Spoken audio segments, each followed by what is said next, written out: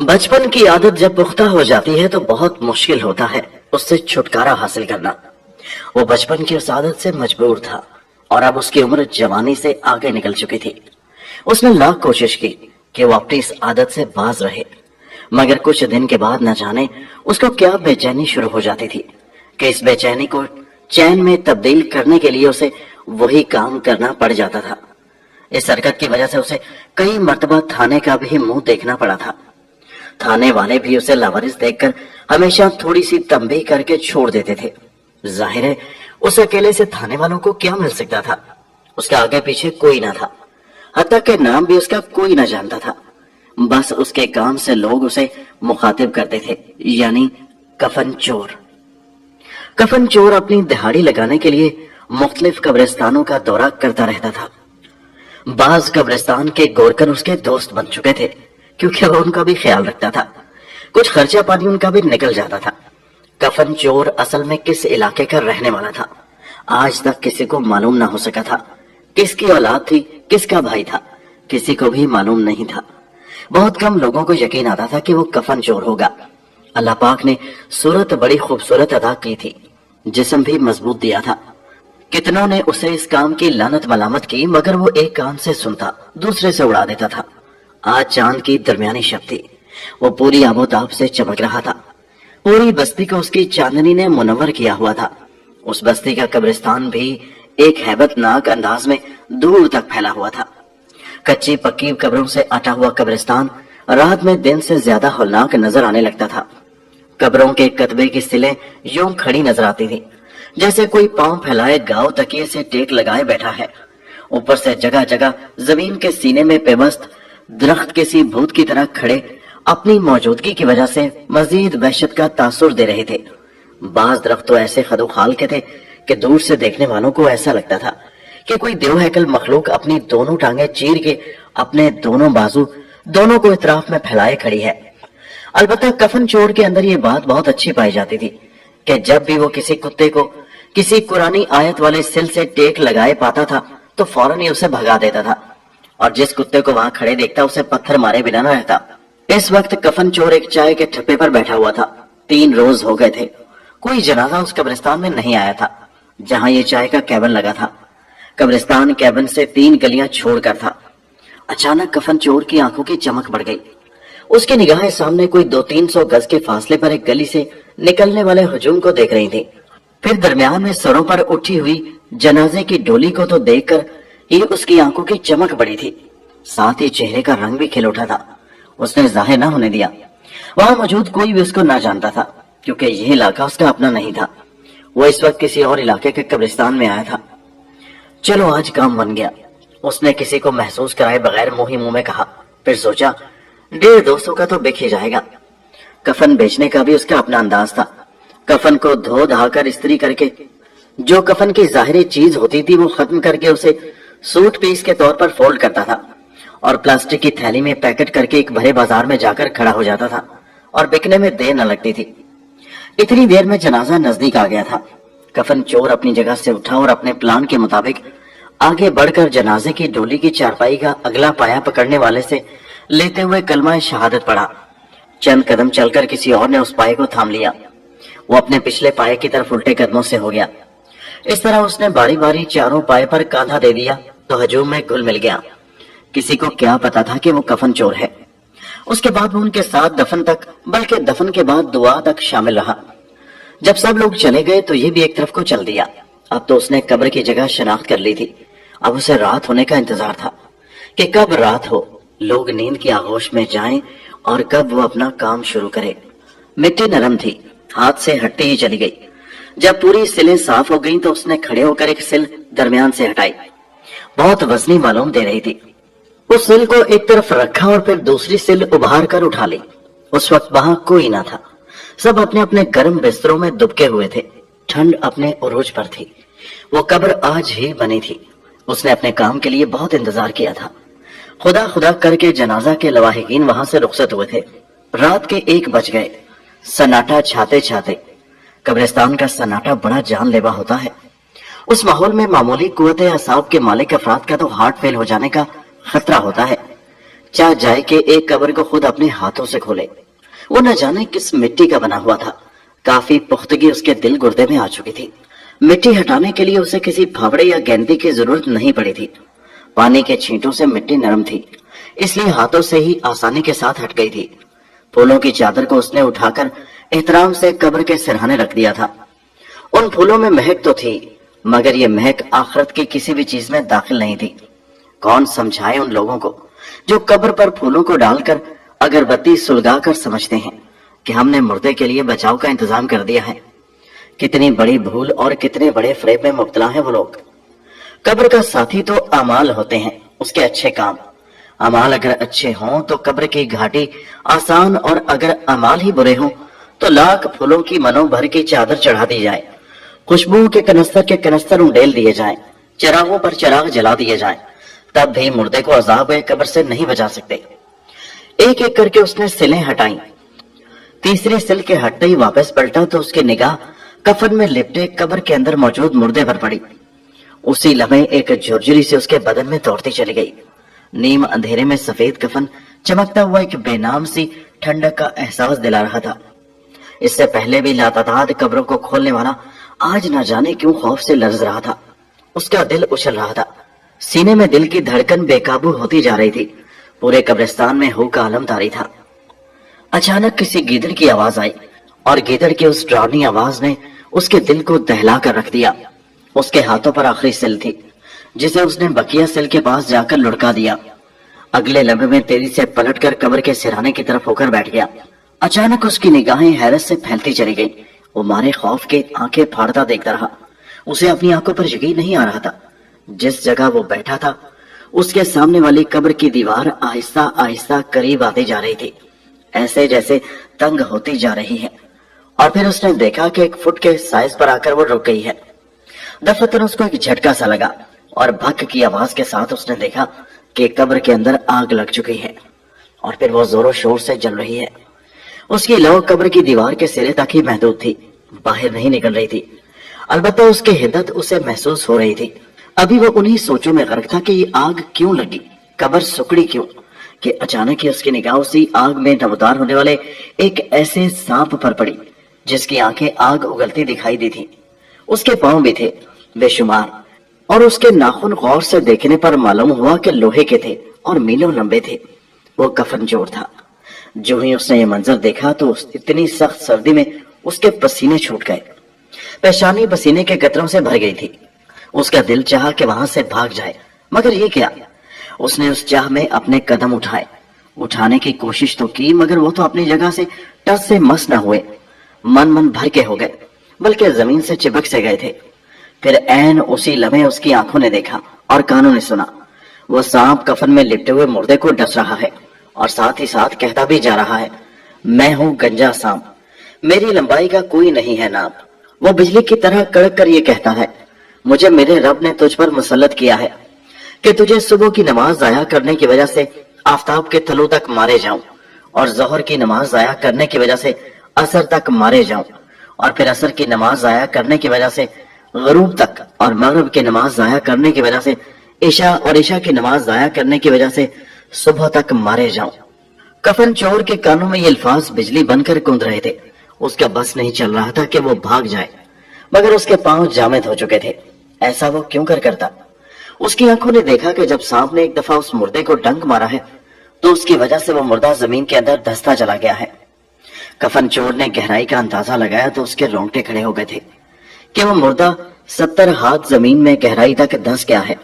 ऐन उसी वक्त कफन चोर ने दहशत में आकर अपना पूरा जोर लगाया और खड़ा हो गया, लेकिन भागने से पहले उसने ये देख लिया था कि कफन में लिपटे हुए मुर्दे का चेहरा अचानक कफन के हटने से खुल गया है, और उसकी पेशानी साफ और वाज़ेह नजर आ रही है। मगर वो हैरान इस बात पर था कि उसकी पेशानी पर 2 सतरें लिखी हुई थी। कफन चोर कुछ थोड़ा बहुत पढ़ा हुआ भी था। उसने पढ़ने की कोशिश की। वो तहरीर कुछ यूं थी, ओ अल्लाह के हक को जाया करने वाले, ओ अल्लाह के गुस्सा के साथ मखसूस। उसके हाथों में गोया बरकी रौ दौड़ गई थी। कब्रिस्तान से निकलकर कब वो सड़क पर आया और कब वो उस मस्जिद तक आया, उसे कुछ पता न चला, क्योंकि घबराहट, खौफ और दहशत से उसका रंग फक हो रहा था। अभी तक उसके जहन पर कब्र का मंजर नक्श था। होने वाली फजर की अजान ने उसे होश की दुनिया में ला फेंका। तब उसे एहसास हुआ कि वो उस वक्त एक मस्जिद की सीढ़ियों पर औंधा पड़ा है। अभी कोई नमाजी पहुंचा नहीं था। उसने झटपट उठकर अपने कपड़ों पर लगी मिट्टी को मस्जिद की सीढ़ियों से पड़े होकर झाड़ा। फिर उसने कोई फैसला करके अपनी चप्पल निकाली और मस्जिद के वजू खाने की तरफ बढ़ गया। न जाने क्यों उसका दिल पहली बार नमाज पढ़ने को चाह रहा था। नमाज तो उसको आती नहीं थी, फिर भी उसने अपने के दोस्त से इतना तो सुना हुआ था कि फजर, जोहर, असर, मगरिब और इशा किन किन औकात में अदा की जाती है। ये तो उसे याद था। ऐसे भी मुसलमान हैं कि जिन्हें ये भी नहीं पता कि सुबह की नमाज को क्या कहते हैं और दोपहर की नमाज कौन सी होती है, गुरूब से पहले और गुरूब के बाद कौन सी नमाजें कहलाती हैं और रात की नमाज कौन सी होती है। कफन चोर को इतना भी याद था कि फजर में कितनी सुन्नतें और कितने फर्ज होते हैं। लिहाजा वो वजू करके एक ऐसे शख्स के बराबर जाकर खड़ा हो गया और नीयत बांध ली। जो सुन्नत के लिए नीयत बांध रहा था, उस कफन चोर ने उस आदमी के इक्तदार में उठ बैठकर सुन्नत अदा कर ली। फिर उसने इमाम के इक्तदार में भी इस तरह फर्ज अदा किए थे। नमाज खत्म हो गई। दुआ के बाद वो उठकर जाने लगा था कि किसी का हाथ उसके कांधे पर धरा महसूस हुआ। उसने मुड़कर देखा, एक सफेद रेश बुजुर्ग थे। उन्होंने कहा, अस्सलाम वालेकुम।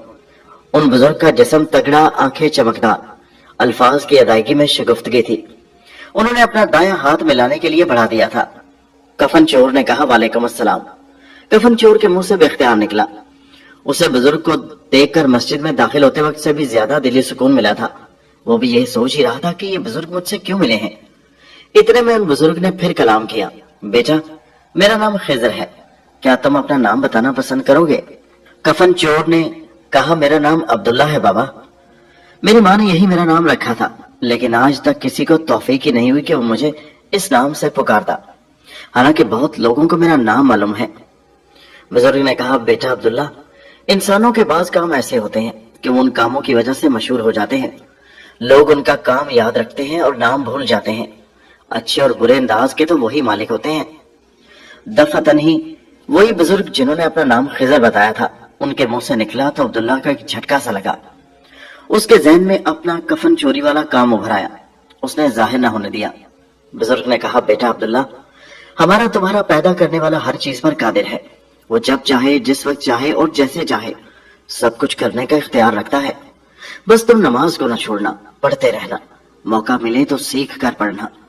उन बुजुर्ग ने इतना कहा तो अब्दुल्ला ने पलक झपकी और जब खोली आंख तो वो हैरान होकर इधर उधर देखने लगा। वो बुजुर्ग अचानक गायब हो चुके थे। अब्दुल्ला एक कब्रिस्तान में पहुंचा तो गुरकन की आवाज उसके कानों से टकराई। ये परसों बनी है, अभी तक इसके बाद कोई और मुर्दा इस कब्रिस्तान में नहीं आया। अब्दुल्ला अभी अभी वहां पहुंचा था। उस कब्रिस्तान का गुरकन उसका वाकिफ था। वो जब भी अब्दुल्ला आता था उसे नई कब्र की इतला जरूर देता था। उसके बदले में अब्दुल्ला उस गोरकन को 10-20 रुपए दे दिया करता था और वो गोरकन खुश हो जाता था, क्योंकि ये कब्रिस्तान दूर कच्ची सी आबादी का कब्रिस्तान था। शहर के मुर्दे कम ही आया करते थे। गोरकन ने अब्दुल्ला को नई कब्र की खबर सुनाई तो अब्दुल्ला की आंखों में चमक तेज हो गई थी। उसने अपनी जेब से एक 10 का कड़कड़ाता हुआ नोट निकाला और गोरकन को देते हुए बोला, ले रख ले, और हाँ, रात को 12 बजे के बाद इस कब्र का रुख मत करना, वरना नुकसान उठाएगा।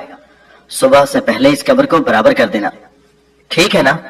गोरकन ने रकम झपटते हुए इंतहाई चापलूसी भरे अंदाज में कहा, अरे पागल हूं उस्ताद क्या, जैसे पहले करता रहा हूं अभी वैसे ही करूंगा। फिर अब्दुल्ला के इशारे पर वो अपने काम को चला गया। उसके जाने के बाद अब्दुल्ला सोच में पड़ गया, क्या करे, इस कब्र को कब खोले? आज ही खोलना है। खैर चलो इंतजार करते हैं रात होने का। रात ज्यादा नहीं हुई थी। जो जो रात गहरी होती गई सन्नाटा अपने पर फैलाता गया। जब अब्दुल्ला ने देख लिया कि हर शय पर खामोशी छा चुकी है, हर सू सकूत है, परिंदे दरिंदे चुरिंदे और अल्लाह के बंदे सब के सब खामोशी की दुनिया में पहुंच चुके हैं, तो उसने अपनी घड़ी में वक्त देखा। रात के 2 बजे का वक्त हो चला था। उसके कदम कब्रिस्तान में उसी कब्र की तरफ उठ पड़े जिसे कुछ घंटे पेशतर गोरकन ने दिखाया था। वो कब्र के नजदीक आकर रुक गया। 3 दिन के मुरझाए हुए फूल पानी के छींटों से तर नजर आ रहे थे। यूं लगता था कि आज ही मगरिब से पहले किसी रिश्तेदार ने इस पर आबपाशी की हो और फूल की पत्तियां डाली हो, क्योंकि उन मुरझाए हुए फूलों पर कुछ पत्तियां ताजी भी पड़ी हुई नजर आ रही थी। उसने नीचे बैठकर इधर उधर देखा, कुछ आहट ली कि कोई आ तो नहीं रहा। जब उसे मुकम्मल इत्मीनान हो गया कि अब उसे कोई नहीं देख रहा और आसपास दूर और नजदीक कोई जी रूह नहीं है, तो उसने अपनी आस्तीनें चढ़ाई और तेजी से दोनों हाथों के पंजों से ऐसे मिट्टी हटाने लगा जैसे कोई शेर अपने पंजों से जमीन खोदता है। मिट्टी तेजी से उड़ उड़कर एक तरफ ढेर होती जा रही थी और एक ऊंचा सा टीला बनता जा रहा था।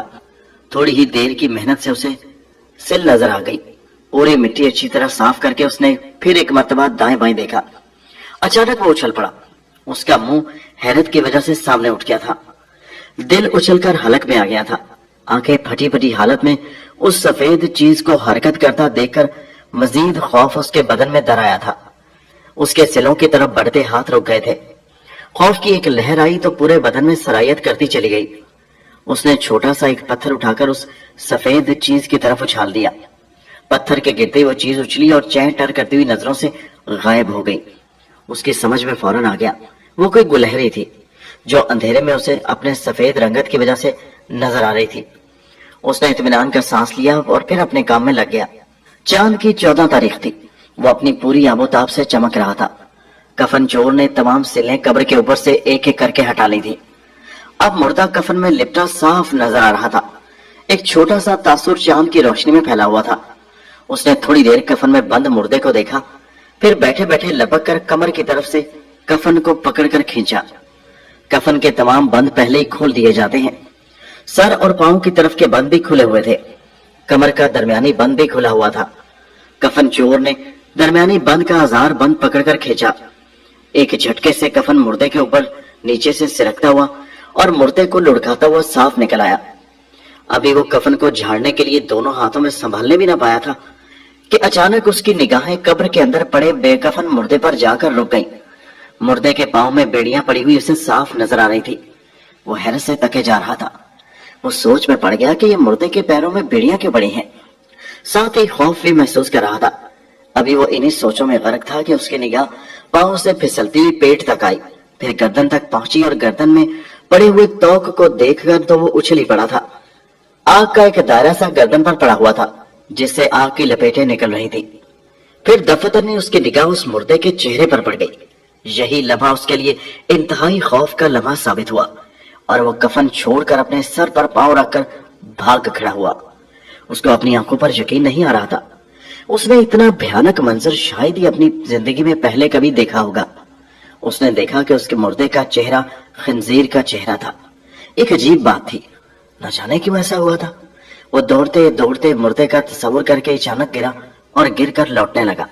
कई दिनों तक उसकी कैफियत बावलों की तरह रही थी। भागा भागा इधर से उधर होता था, कभी इस मोहल्ले में कभी उस मोहल्ले में, कभी इस गली में कभी उस गली में। न खाने का होश न पीने का होश था। फिर रफ्ता रफ्ता उसके तस्वुर खंजीर की शक्ल के मुर्दे की सूरत रफा होती गई और वो नॉर्मल होता चला गया। उसकी खस्ता हाली पर कुछ लोगों ने उसे कपड़े दे दिए थे और कुछ ने उसे खाना खिला दिया था। ऐसे लोग भी टकरे जो उसे दीवाना समझकर सट्टे के नंबर पूछते थे। नॉर्मल होने तक उसे 1 माह का अरसा लग गया। इस अरसे में उसके जहन से कब्र के हालात महव हो चुके थे। उस रात का दूसरा पहर चल रहा था।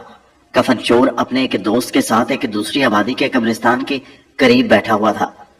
उस दोस्त ने कफन चोर अब्दुल्ला को मुखातिब करते हुए कहा, यार कफन चोर, क्या बात है, क्या तूने काम छोड़ दिया है?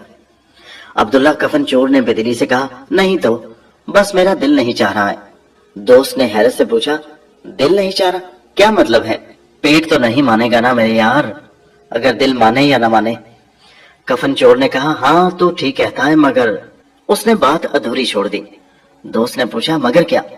मालूम है तुझे यहाँ कोई किसी का यार नहीं। चल चल कर काम करते हैं, आओ उस कब्रिस्तान में देखते हैं नई कब्र कहाँ बनी है। आज ही एक जनाजा आया था, चल तलाश करते हैं, मैं भी तेरे साथ चलता हूँ। दोस्त ने उसे पकड़कर उठाते हुए कहा। अब्दुल्ला ने कहा, नहीं यार, पता नहीं क्यों मेरा दिल अब इस काम से उचाट होता जा रहा है। मुझे कई दिनों से ऐसे लग रहा है यार जैसे कोई गैबी ताकत इस काम से मुझे मना कर रही है। अब्दुल्ला ने ना चाहते हुए भी उठकर खड़े होते हुए अपने दोस्त दानिश से कहा। वो अपने दोस्त के उठाने से उठ खड़ा तो हो गया और उसके साथ कब्रिस्तान की तरफ भी चल पड़ा, मगर बेजान कदमों से, ऐसे जैसे कोई बेदिली से चलता है। वो दोनों चलते हुए अंधेरे में कब्रिस्तान के खुले गेट से अंदर दाखिल हुए और बने हुए रास्ते पर चल पड़े। दानिश की नजरें कब्रों को देखती फिर रही थी। वो चलते चलते कब्रिस्तान के अंदर काफी दूर तक पहुंच गए थे। रात काफी हो चुकी थी, सन्नाटा बढ़ता जा रहा था। बिलाखिर तमाम चीजों पर सुकूत तारी हो गया। उस कब्रिस्तान का गोरकन भी सो चुका था। पूरे कब्रिस्तान में 2 बल्ब रोशन थे। एक बल्ब उस गेट पर लगा था जिससे ये दोनों अंदर दाखिल हुए थे, और एक बल्ब सामने लगा था, और एक बल्ब सामने दूर दूसरे गेट पर अपनी कमजोर सी रोशनी फेंक रहा था, जिसकी आधी कब्रिस्तान तक दम तोड़ती किरणें पहुंच रही थी। दानिश उसे ले जाकर एक कब्र पर खड़ा हो गया। अब्दुल्ला कफन चोर ने देखा कि ताजा मिट्टी है, फूलों की चादर उस पर फैली हुई है, दाएं तरफ अगरबत्ती सुलगकर खत्म हो चुकी है, आखिरी तिनका लगा हुआ है, केवड़े की खाली बोतल एक साइड में औंधे मुंह जमीन पर धंसी पड़ी है। अब्दुल्ला के नीचे बैठते ही दानिश की आंखों में चमक लहराई कि चलो अब अब्दुल्ला काम के लिए तैयार हो गया है। उसने भी उसकी देखा देखी कब्र से फूलों की चादर इकट्ठी करने लगा। फूल साफ करके अब्दुल्ला ने हाथों से मिट्टी हटाई और दानिश ने भी उसकी मदद की। जल्दी मिट्टी साफ थी, नीचे की सिलें नजर आने लगी।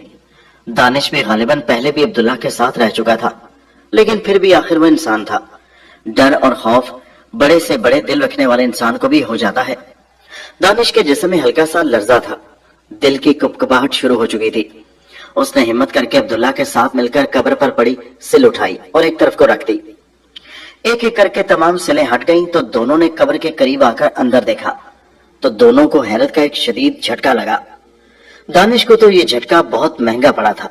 वो गिरकर तड़पने लगा और तड़पते तड़पते अचानक उसके मुंह से खून की फवार छूट पड़ी और उसका जिस्म ईंटने लगा और वो बल खाता चला गया। अब्दुल्ला घबरा गया। उसकी समझ में कुछ नहीं आ रहा था कि वो क्या करे। शोर मचाए तो फंस जाए, खामोश रहे तो बचे, लेकिन दोस्त को मरता देखे। अभी वो कुछ करने की सोच ही रहा था कि उसने देखा कि दानिश का जिस्म बल खाकर अकड़ा और एक झटके से ढीला पड़कर सीधा हो गया, ऐसे जैसे उसकी रूह जिस्म से परवाज कर गई हो। अब्दुल्ला के मुंह से एक ठंडी आह निकली और उसने कब्र की तरफ देखा तो ये मंजर नजर आया कि आग की बड़ी सी एक कील के साथ वो मुर्दा बंधा हुआ है और उसकी जुबान गुद्दी की तरह निकली हुई लटक रही है और उस कील से निकलने वाली आग मुर्दे को भी लपेटे हुए है। वो भी डर के मारे वहां से भाग खड़ा हुआ। चौथी कब्र भी पहली कब्रों की तरह काफूर और लोबान की बू से मुअत्तर थी। उसने जैसे ही कब्र के ऊपर रखे हुए पत्थरों को, जो कि कब्र की छत थी, हटाया, काफूर और लोबान की खुशबू ने उसका भेजा सुलगा दिया था। वो तो उन बुओं का आदी हो चुका था। उसे उसके काम ने बिल्कुल निडर कर दिया था। मगर एक बार फिर न जाने क्यों उसने अपनी रीढ़ की हड्डी में सर्द सी लहरें दाखिल होती महसूस की थी। जहन खौफ की वजह से भाएं भाएं कर रहा था। उसने दहशत ज़दा अंदाज में कब्र के अंदर पड़े हुए सफेद कफन में मलबूस मुर्दे को देखा। खौफ की हालत से जो पहले भी दो चार होना पड़ा था, एक बार फिर होना पड़ा। कब्रिस्तान की तन्हाई उसको डराए दे रही थी। एक लम्हे के लिए उसके बदन पर कपकपी सी तारी हुई। यही कैफियत उसकी उससे कबल भी हुई थी। पूरा बदन खौफ और दहशत से लरज रहा था। उसका दिल चाहा कि भाग जाए, लेकिन एक बार फिर उसकी हिम्मत न बढ़ सकी, क्योंकि इससे पहले भी एक मर्तबा उसने मुर्दे को अजीब हाल में देखकर भागने के लिए कदम उठाए थे, मगर उसके जैसे कदम ही जम गए थे। मालूम नहीं ये अक्सर उस पर छा जाने वाले खौफ से हुआ था या कि कोई कुदरती ताकत कार फरमा थी। कफन चोर अब्दुल्ला के साथ पे दर पे ऐसे हालात पेश आ रहे थे कि वो हद दर्जे परेशानी का शिकार था। आखिर ऐसा क्यों हो रहा था? इस बारे में वो किससे पूछता और कौन था जो उसे बताता? पहला वाकया जो उसके साथ पेश आया वो ये था कि कब्र सुकड़ती जा रही थी, फिर उसमें आग लग जाती है और एक सांप नमूदार होता है, और वो सांप इतना खौफनाक होता है कि उसे देखकर उसके होश उड़ जाते हैं। फिर मुर्दा की पेशानी पर लिखी हुई अजीबो गरीब तहरीर उसे वर्ताए हैरत में डाले हुए थी। उसके बाद दूसरी मर्तबा सुअर के चेहरे वाले मुर्दे की कब्र से वास्ता पड़ा था, जिसके पांव में बेड़ियां थी। फिर आग के कील के साथ बंधे हुए मुर्दे के साथ जो आग लिपटी हुई थी। इन चश्मे बैन वाकयात ने उसे अंदर तक लरसा कर रख दिया था। उसे समझ नहीं आ रही थी कि उसके साथ ये क्या हो रहा है और क्यों हो रहा है। यही सोच सोच कर उसका दिन और रात कट रहे थे। कभी उसका ख्याल आता कि वो उस काम को छोड़ दे, और इस बात का वो इरादा भी कर लेता था कि हाँ छोड़ देगा, मगर फिर कुछ दिनों बाद उसी काम को करता था। यानी इरादों में पुख्तगी नहीं थी। उसकी कफन चोरी की आदत साल दो साल की न थी, बल्कि बचपन की थी। अब तो ये आदत उसके लिए एक नशा बन गई थी।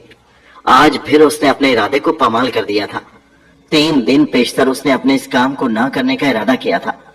मगर 3 दिन ना करने से उसको किसी बात की कमी का एहसास होता था और जिस्म में ऐसी ईंठन सी महसूस करने लगा और बेचैनी सी लग गई कि उसके कदम खुद ब खुद इसी काम की तरफ उठ पड़ते थे।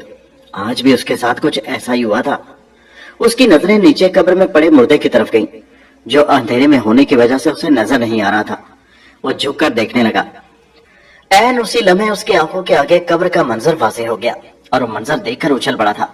उसके सामने पिछले 3 मनाजरों में से ज्यादा लर्जा खेज मंजर था। उस मंजर को देखते ही उसकी टांगें खौफ से कांपने लगी थी। उसने देखा कि उस कब्र में भी कुछ बड़े बड़े सफेद सफेद साए से मुतहर्रिक नजर आ रहे हैं। कब्र उसकी निगाह में बेइंतहा वसी हो गई थी और वो मुतहर्रिक चीजें इंसान नुमा कोई मखलूक है। वो मुर्दे के सामने ऐसे खड़े हैं जैसे वो मुर्दे पर मुसल्लत हो। उसने थोड़ा झुक कर देखा। ऐसा करते वक्त उसका दिल जोर से धड़का था और फिर ये देखकर उसका दिल उछलकर हलक में आ गया था कि वो सफेद मखलूक हैबतनाक शक्लों के लोग हैं और उनके हाथों में बड़े बड़े लोहे के गुर्ज हैं।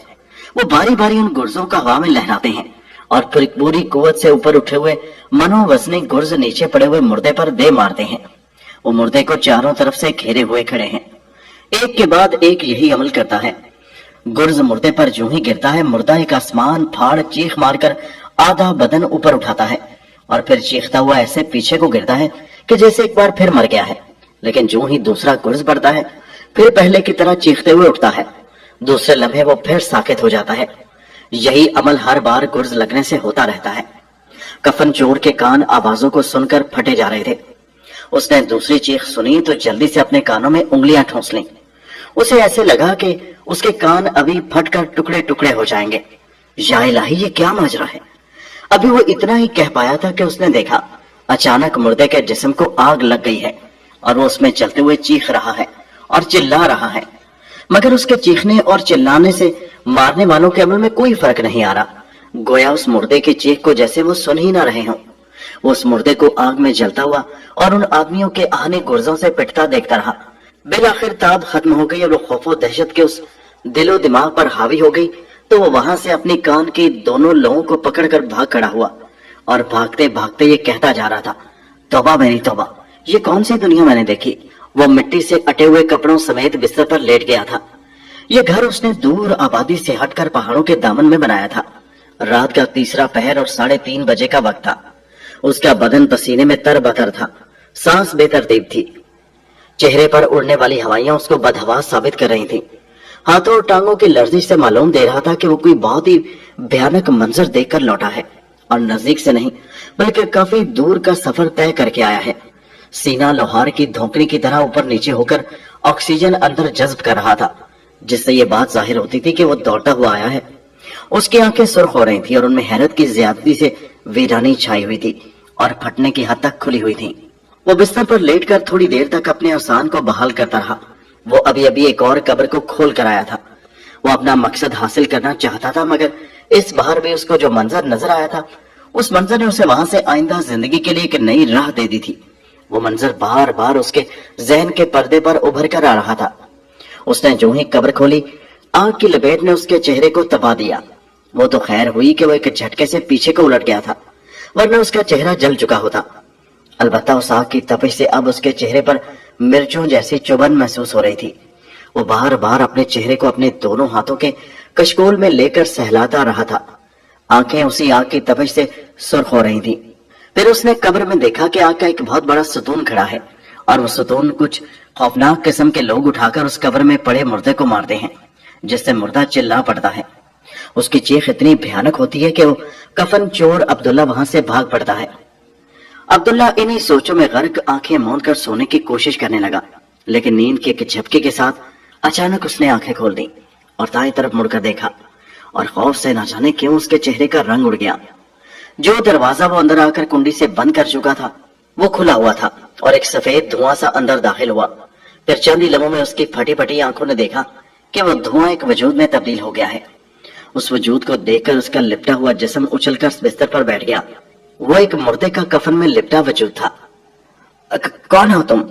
अभी वो इतना ही कह पाया था कि उसकी निगाह अपने पांव की जानिब दीवार की तरफ उठ गई। वहां भी एक मुर्दा कफन पोश खड़ा था।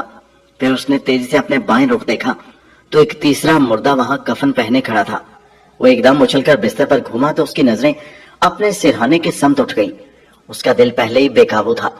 वहां पर खड़े चौथे कफनपोश मुर्दे को देखकर मजीद बेकाबू हो चुका था। अचानक वह चौंक उठा। दफअतन ही उसे मुर्दों के मुंह से कहके सुनाई देने लगे। वो उन कहकाओं में घूम घूम कर बिस्तर पर तमाम मुर्दों को खामोश होने का कह रहा था। उसे अपने कान कहकाओं की मकरू आवाजों से फटे जा रहे थे। खामोश हो जाओ, खामोश हो जाओ, कौन हो तुम?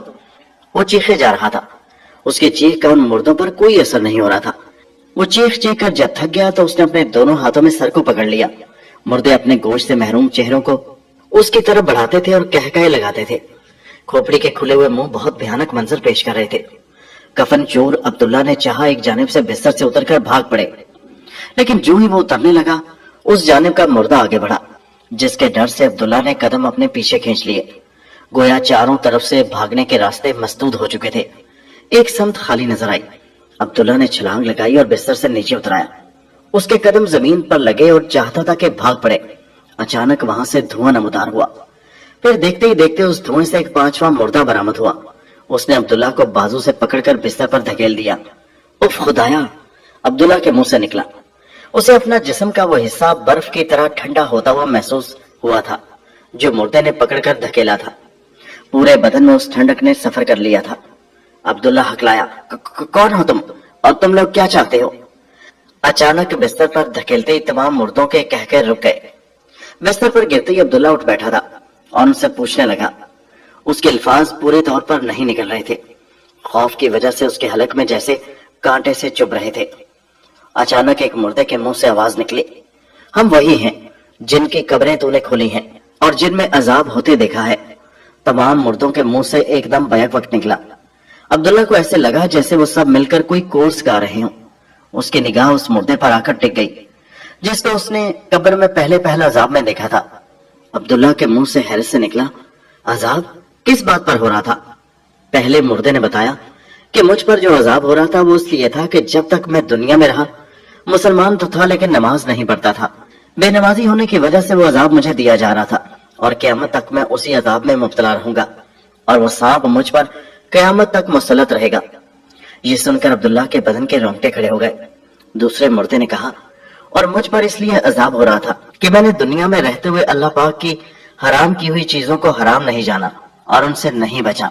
शराब पीता रहा, इसलिए अल्लाह पाक ने मेरी सूरत खंजीर की कर दी। अब्दुल्ला कफन चोर ये सुनकर सर से पांव तक कांप उठा। फिर उसने तीसरे मुर्दे की तरफ तवज्जो दी जो कह रहा था, मैं अजाब में इसलिए मुब्तला हुआ कि मैंने दुनिया में रहते हुए लोगों के माल दबाए थे, लोगों का हक लूटा था। अब्दुल्ला ने ये सुना तो तौबा इस्तगफार पड़ी। फिर वो उस मुर्दे की तरफ मतवज्जो हुआ जिसकी कब्र खोदते ही आग भड़क उठी थी। ये चौथा मुर्दा था। वो कह रहा था, और अल्लाह ने मुझे इसलिए कब्र की आग में लिटाया है कि मैं दुनिया में रहते हुए बहुत झूठ बोलता था और कसमें भी झूठी खाया करता था। अब्दुल्ला के मुंह से अचानक निकला, तुझे शर्म नहीं आती थी झूठ बोलते और झूठी कस्में खाते? उस मुर्दे ने कहा, तुम्हें क्या शर्म आती है हम मुर्दों के कफन चुराते हुए, हमारे आखिरी लिबास को हमसे छीनते हुए, हमें लिबास से बेलिबास करते हुए? वो मालिक खालिक और राजिक जिसकी हमने दुनिया में कदर नहीं की, उसने हमारा इतना ख्याल रखा कि इस दुनिया से उस कब्र वाली दुनिया में लाने के लिए भी हमारी इज्जत का पास रखा। हमने उसकी नाफरमानी की हद कर दी लेकिन उसने अपनी रहमानियत में हद कर दी। हमारे मुर्दा बदन को भी ढांक कर उस कब्र की दुनिया में लाया लेकिन हमने उसकी उस तकरीम का भी शुक्र अदा न किया। और तू है कि हमें यहाँ पर भी बेलिबास किए जा रहा है। हम तुझे नहीं छोड़ेंगे, तुझसे इस बेइज्जती का बदला जरूर लेंगे। पांचवें मुर्दे ने कहा, हाँ तूने मुझे भी तंग किया है। मुझे अजाब इसलिए हो रहा है कि मैं दुनिया में शतरंज खेलता था और मैं आज आग की मार खा रहा हूँ और क़यामत तक खाता रहूंगा, लेकिन तुम ना खेलना। तुमने हमें तंग किया है लिहाजा तुझे भी इसकी सजा जरूर मिलेगी। आओ साथियों हम मिलकर इसकी तिक्का बोटी कर दें। ये कहकर तमाम मुर्दे उसकी ताईद में आगे बढ़े और उसे छाप बैठे। अब्दुल्ला ने लाख कोशिश की कि उनकी गिरफ्त से निकल जाए मगर कामयाब ना हो सका। फिर जैसे ही उन मुर्दों के हाथ उसके बदन पर लगे और उन्होंने काबू में किया उसे, तो अब्दुल्ला को अपने बदन में ठंडक सी महसूस होने लगी। पूरा जिस्म बर्फ की तरह ठंडा हो गया। मुर्दों के हाथ उसने अपने जिस्म के अंदर उतरते महसूस किए। उनके पंजों ने उसे ऐसे दबोचा जैसे लोहे के शिकंजे हों। वो बेजान होकर उनके हड्डियों के बाजुओं पर झूल गया। जिस्म तो बेजान हो गया था मगर जहन काम कर रहा था। उसने देखा कि उसके जिस्म को उन मुर्दों ने अपने सरों पर उठाया और कमरों से बाहर निकले और पहाड़ों के ऊपर चढ़ने लगे। जब वो सबसे बड़े पहाड़ पर पहुंच गए तो उन्होंने वहां पर खड़े होकर अपने रुख को मोड़ा। अब उनका रुख ढलान की तरफ था। रात का अंधेरा खत्म हो रहा था। आसमान पर सुबह का सफेदा नमदार होने लगा। अब्दुल्ला की आंखें ऊंचाई देखकर खौफ से फट गईं। इससे पहले कि वो कुछ समझ पाता, अगले ही लम्हे उसके जिस्म को उन मुर्दों ने वहीं खड़े खड़े हवा में नीचे खाई की तरफ उछाल दिया, और अब्दुल्ला के अलग से निकलने वाली चीख को भी वहां सुनने वाला कोई न था। उसके बाद उसका जहन भी तारीकियों में डूबता चला गया। अब्दुल्ला की आंख खुली तो उसने अपने आप को किसी अनजानी जगह पड़े पाया था। उसकी खाली निगाहों ने अपने ऊपर एक बुजुर्ग हस्ती को झुके हुए पाया, जिनका चेहरा उसकी आंखों के सामने था और उसके ऊपर झुके हुए थे। उसने आंखें पिटपिटाई और बुजुर्ग के चेहरे पर नजरें पड़ते ही अब्दुल्ला को अपने दिल में एक तमानियत और सुकून का एहसास जागता हुआ महसूस हुआ। एक कल्बी इत्मीनान जो वो चाहता था वो मिल रहा था, जिसकी वो तलाश में था। फिर आहिस्ता आहिस्ता उसका सोया हुआ शऊर बेदार होता चला गया और वो अपने ऊपर झुके हुए शख्सियत को पहचानने की कोशिश करने लगा। उसने उन बुजुर्ग की दाढ़ी अपने सीने पर लहराती एक अजीब सा तासुर पेश करते महसूस की। शऊर बेदार होते ही अब्दुल्ला एक झटके से उठ बैठा। फिर उसे याद आया कि बुजुर्ग कौन थे। उनको पहचानते ही उसके मुंह से निकला, खिजर बाबा आप? बाबा ने कहा, हाँ बेटा मैं। उन बुजुर्ग ने इंतहाई मोहब्बत, शफकत और शीनी भरे लहजे में कहा। फिर अब्दुल्ला कफन चोर को तसल्ली देते हुए बोले, घबराओ नहीं, तुम बिल्कुल खैरियत से हो। अब्दुल्ला ने खोए खोए अंदाज में पूछा, लेकिन बाबा मैं कैसे बच गया हूँ और मैं इस वक्त कहाँ हूँ? उसे अपनी इस हैरत अंगेज और मर्जाना तौर पर बच जाने पर ताज्जुब था। अब उसकी कुछ कुछ समझ आ रही थी कि कुदरत ने उसके साथ इन वाकयात को बिला मकसद नहीं पेश किया था। जरूर इसमें भी कोई राज था, और वो राज अभी तक उसके जहन में भी राज था। बस वो इतना जरूर समझ गया था कि कुदरत उसके कफन चोरी के काम से खुश नहीं और वो उसे तौबा करवाना चाहती है। लेकिन क्यों? यही सोचकर उसने बुजुर्ग से कुछ पूछना चाहा, लेकिन बुजुर्ग उसके कहने से पहले ही बोल पड़े, बेटा मैं सब कुछ जानता हूँ, तुम्हारे साथ जो पेश आया उससे वाकिफ हूँ, और ये भी जानता हूँ कि तुम इस वक्त मुझसे कुछ पूछना चाह रहे हो। लेकिन ठहरो, मैं खुद ही तुम्हें बताए देता हूँ कि तुम मुझसे पूछना चाहते क्या हो। यही ना कि सब वाकयात जो तुम्हारे साथ पेश आए क्यों आए, यही बात है ना? अब्दुल्ला ने गर्दन हिलाई। जी हाँ। हैरत के मारे उसका बुरा हाल था और फिर एकदम वो परेशान हो गया। एक ख्याल अभी भी उसके दिल में उभरा था कि फिर तो ये बुजुर्ग ये भी जानते होंगे कि वो कफन चोर है। ये सोचकर वो कुछ झेपा झेपा सा हो गया। उसकी ये शर्मिंदगी बुजुर्ग खिजर बाबा से छुपी ना रह सकी। उन बुजुर्ग ने कहा, बेटा शर्मिंदा होने की जरूरत नहीं, मैं जानता हूँ मेरा ये बेटा कफन चोरी करता है, लेकिन बेटा तेरे अंदर एक बहुत ही नेक इंसान छुपा है। अगर तू चाहे तो वो इंसान जाहिर हो सकता है। मेरा ख्याल है कि अल्लाह पाक तुम्हें भी कोई मकाम देना चाहता है। बेटा अपने गुनाहों से तौबा कर ले, इसलिए मेरे बेटे इस मौके को हाथ से जाने ना दे। अपनी पहली जिंदगी पर तौबा कर, क्योंकि जिंदगी दोबारा नहीं मिलती। कितने लोग गफलत की जिंदगी में पड़े हुए हैं, आने वाली जिंदगी से गाफिल हैं। मरने के बाद की जिंदगी ही असल जिंदगी है। तेरे अमाल ही तेरे काम आएंगे। इस दुनिया में अच्छे अमल कर ले, अगली दुनिया में करेंसी, नोट, हीरे जवाहरात, सोना चांदी ये तेरे कुछ काम नहीं आएंगे। दुनिया के नेक अमाल है नमाजें, जिक्र इलाही, ज़कात, हज, सदकात, खैरात और अपने लोगों से नेक सलूक, मोहताजों, रिश्तेदारों, बेवाओं और आगे पीछे के लोगों से अच्छे सलूक। बस ये नेक अमाल ही तेरे काम आएंगे। अब्दुल्ला ने यह सुनकर कहा, बस करें बाबा, मैं अपने गुनाहों पर गमगीन हूँ। मैं पछता रहा हूँ कि मैं ऐसा इंसान क्यों था। बाबा ने कहा, बेटा तेरा गुनाह जमीन आसमान से बड़ा तो नहीं? अब्दुल्ला रोते हुए बोला, नहीं बाबा, मेरा गुनाह तो जमीन और आसमान से भी बड़ा है। बुजुर्ग ने कहा, पागल कहीं के, अच्छा चलिए बता कि तेरा गुनाह बड़ा है या अल्लाह की रहमत? बाबा खिजर के अचानक इस सवाल पर उसकी हिचकी बन गई और वो कोई जवाब दिए बगैर धाड़े मार मार कर रोने लगा।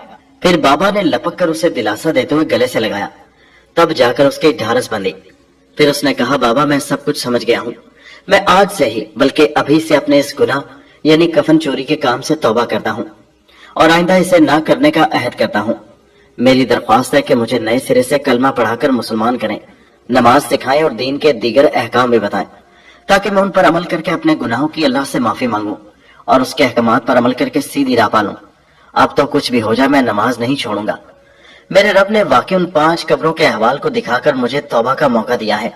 ये मेरे रब की मेहरबानी है, उस पर मैं जितना भी शुक्र अदा करूं कम है। खिजर बाबा ने उसे कलमा पढ़ाकर तजदीद ईमान कराया। फिर अब्दुल्ला ने इधर उधर देखते हुए पूछा, बाबा ये कौन सी जगह है? कुछ जानी पहचानी लगती है। बाबा खिजर ने कहा, ये वही जगह है बेटा, वही मस्जिद है जहां तू पहली बार मुझसे मिला था। اس نے کہا لیکن بابا میں یہاں پہنچا کیسے؟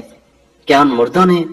وہ بولے تو صحیح کہہ رہا ہے، ان مردوں نے جب تجھے نیچے پھینکا تو عین اسی لمحے مجھے اللہ کا حکم ملا کہ اس بندے کی توبہ کا ذریعہ بن جا۔ میں وہاں سے گزر رہا تھا، میں نے تجھے اپنے بازوں میں سنبھالا اور اس مسجد میں لے آیا۔ ابھی فجر کا وقت ہے، اذان ہونی چاہتی ہے، تو جلدی سے اٹھ اور جا کر نماز کے لیے غسل کر، پھر نماز ادا کر۔ عبداللہ نے سچے دل سے توبہ کر لی۔ وہ اٹھا، اس نے نماز ادا کی، لیکن پھر اس نے جب ادھر ادھر دیکھا تو حیرت کا ایک جھٹکا اسے لگا۔ خضر بابا اس کی نظروں سے اوجھل ہو چکے تھے۔ اس کے بعد عبداللہ سیدھا اور نیک آدمی بن گیا کہ لوگ اس کی پارسائی کو دیکھ کر مثالیں دینے لگے، اور وہ بے شمار لوگوں کی ہدایت کا سبب بنا۔ اس کی دعوت پر بے شمار لوگ عالم اور حافظ بنے۔ کچھ عرصے بعد اس کا انتقال ہو گیا۔ حالت نماز میں اس کی روح جسم سے جدا ہوئی تھی۔ کفنانے اور دفنانے کے وقت اس کے داڑھی والے چہرے پر وہ نور برس رہا تھا کہ ہر دیکھنے والا اشش کر اٹھتا تھا، اور ہر ایک کے منہ سے یہی کلمات نکلے تھے، سبحان اللہ۔